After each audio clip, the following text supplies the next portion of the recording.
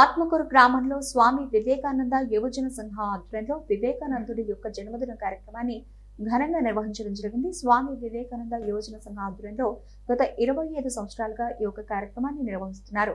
గత సంవత్సరంలో వివేకానందుడి యొక్క విగ్రహాన్ని ఆవిష్కరించారు. వివేకానంద యువజన సంఘ సభ్యులు విగ్రహానికి పూలతో అలంకరించి అభిషేకం జరిపించి స్వామి యొక్క జన్మదినాన్ని ఘనంగా జరుపుకున్నారు. ఈ కార్యక్రమంలో వివేకానంద సభ్యులు, గ్రామ పెద్దలు, యువకులు పెద్ద ఎత్తున పాల్గొన్నారు. ఇక కోతులను తప్పించుకోవడం సాధ్యం కాదు, కోతులన్నీ నా వెంబడ పడుతున్నాయని ఆయన బాధతోని పరిగెత్తి లాస్ట్ చిట్ట చివరికి ఒక చోట ఆగుతాడు.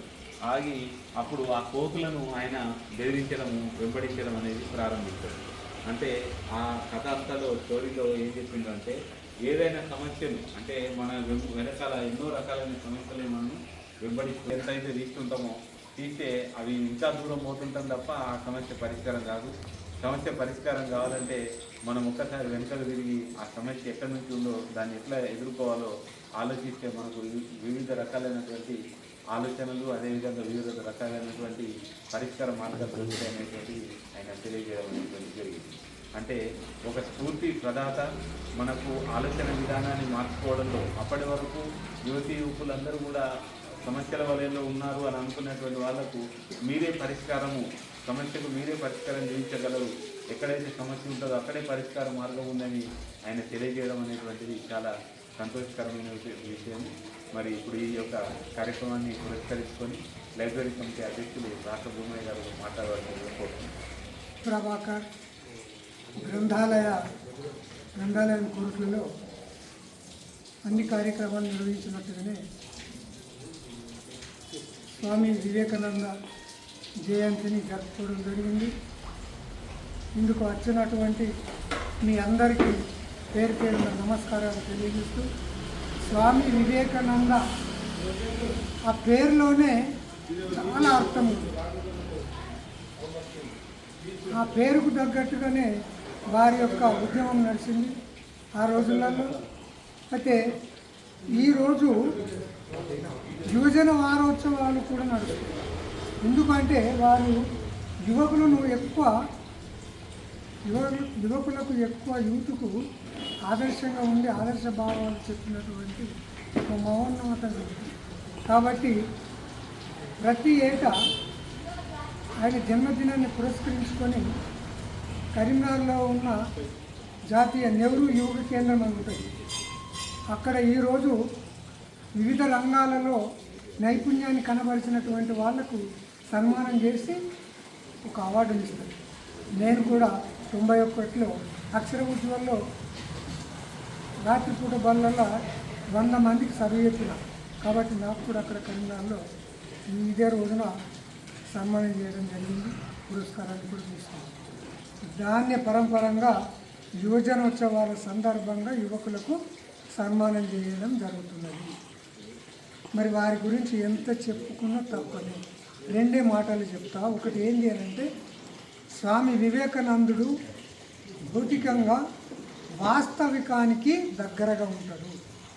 ప్రకృతి ఎంత వాస్తవమో ప్రతి సకల ప్రాణుల జీవన విధానం కూడా అంతే వాస్తవికమని చెప్తాడు స్వామి వివేకానంద. మనం చేసుకుంటున్నటువంటి ఏవే కానీ ఇవి మన యొక్క మనసు తృప్తి కోసమే చేసుకోవడం తప్ప ఇది ఎక్కడ కూడా లేదని చెప్తున్నాడు.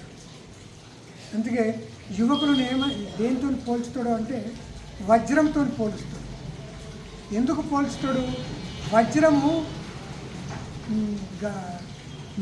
ఇప్పుడు మురికి నీటిలో ఒక బురదలో వేసినా కానీ అది మెరుస్తూనే బయటకు వస్తుంది. అంటే వజ్రము తుప్పు పట్టదు. తుప్పు అంటే ఏంటిది? చెదలు పట్టదు, సిలిం పట్టదు, ఏది పట్టదు. అంత మేలిమైన మెరుగైనటువంటిది వజ్రం. అంటే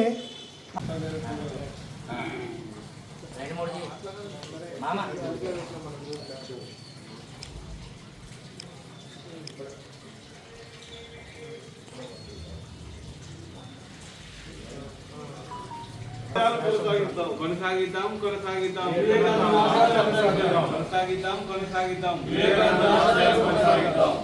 స్ఫూర్తిని వివేకానంద స్ఫూర్తిని వివేకానంద స్ఫూర్తిని కొనసాగిద్దాం వివేకానంద స్ఫూర్తిని.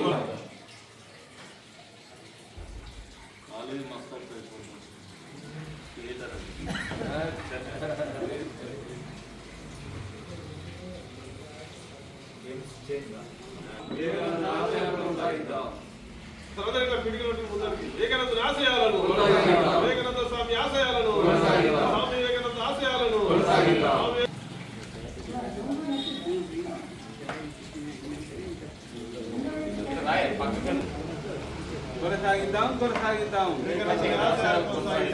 కొనసాగిద్దాం స్వామి వివేకానందని ఆశయాలను. అమర్ హై 23వ జయంతిని పురస్కరించుకొని ఇప్పుడు కొరుట్ల వృద్ధుల సంక్షేమ సంఘం అధ్యక్షులు శ్రీ రాచకొండ దేవ గారిని మాట్లాడవలసింది కోరుతున్నాం. త్యాగమున్న యువత దేనినైనా ఎదిరించే ధైర్యమే వాళ్ళకున్న సత్తా. దేనినైనా ఎదిరించే ధైర్యమే వాళ్ళకున్న సత్తా. మనిషిని మనిషిగా గౌరవించడమే మానవత్వం. మనిషిని మనిషిగా గౌరవించటమే మానవత్వం. అది లేని సమాజం విశ్వానికి దారితీయటం ఖాయం. లేని సమాజం వినాశానికి దారితీయటం ఖాయం. అది లేని సమాజం వినాశానికి దారితీయటం ఖాయం. సకల ప్రాణులు ప్రేమించే మనసున్న పాలపుంత యువత.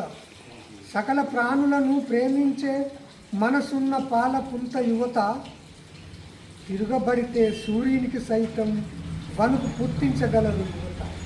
తిరగబడితే సూర్యునికి సైతం వణుకు పుట్టించగలరు యువత. జయంతిని పురస్కరించుకొని శ్రీ ప్రభాకర్ స్మారక గ్రంథాలయం అలాగే వృద్ధుల సంక్షేమ సంఘం అందరూ కూడా పాల్గొని ఘనంగా వారి యొక్క సేవలను గుర్తిస్తూ మరి వారికి ఘనంగా నివాళులు అర్పించినటువంటి అందరికీ కూడా శుభాకాంక్షలు తెలియజేసుకుంటూ ఆ యొక్క ఆశయాలను మనం కొనసాగించడానికి కోసం ఈ వార్డు కూడా స్వామి వివేకానంద వార్డే. ఈ వార్డులో వివేకానంద యువజన సంఘం పెట్టినప్పుడు నేను కూడా యువజన సంఘానికి ఉపాధ్యక్షునిగా పనిచేసిన వార్డులో ఆ సంఘంలో ఉన్నప్పుడు వివేకానంద స్ఫూర్తి చాలా మనకు స్ఫూర్తినిచ్చి ఆదర్శాలను ఆయన యువతకు ఆదర్శాలు ఇచ్చినటువంటి దాన్ని ముందుకు తీసుకుపోవడానికి కోసం మనమంతా కూడా స్వామి వివేకానంద ఆశయాల కోసం మనం ముందుకు సాగుదామని కోరుకుంటూ అలాగే ఈరోజు ఏవైతే జయంతులు ఉన్నాయో శివాజీ మాతృమూర్తి అయినటువంటి జీజీబాయి గారి జయంతి, అలిశెట్టి ప్రభాకర్ గారి జయంతి మరి ఈ రోజు జరుగుతుంది కాబట్టి వారిని కూడా మననం చేసుకుంటూ వారి యొక్క ఆశయ సాధనలు కూడా మనం ముందుకు తీసుకుపోవడానికి కోసం మనం అంతా కృషి చేద్దామని చెప్పి సూక్తులను మరి దేశానికి మనకు అవసరం, యువతకు అవసరం. ఈ దేశ రాజకీయాలు యువతకు కుల సంఘాలకు అందరికీ కూడా ఆదర్శం ముందుకు తీసుకు మరోసారి కోరుకుంటూ ఈ విజయవంతం ఈ యొక్క మనకు ఇక్కడ వచ్చినటువంటి వాళ్ళకు సన్మాన కార్యక్రమం చేసాం. ఆ సన్మాన గ్రహీతలు కూడా మంచిగా మాట్లాడుతూ వారు కూడా వారి యొక్క ఆశయాలను కూర్చుంటూ ఈ కొరుట్ల పట్టణంలో శ్రీ ప్రభాకర్ మొన్ననే ఎందుకంటే శ్రీ ప్రభాకర్ గ్రంథాలయంలో సావిత్రిబాయి పూలే గారి యొక్క జయంతి కూడా జరుపుకున్నాం. అంటే ఆమె చరిత్ర ఈ చరిత్ర గురించి మనం చాలా అర్థం చేసుకోవాలి. వారి యొక్క భావాలు సావిత్రిబాయి పూలే గారు విద్యను అందించిండ్రు.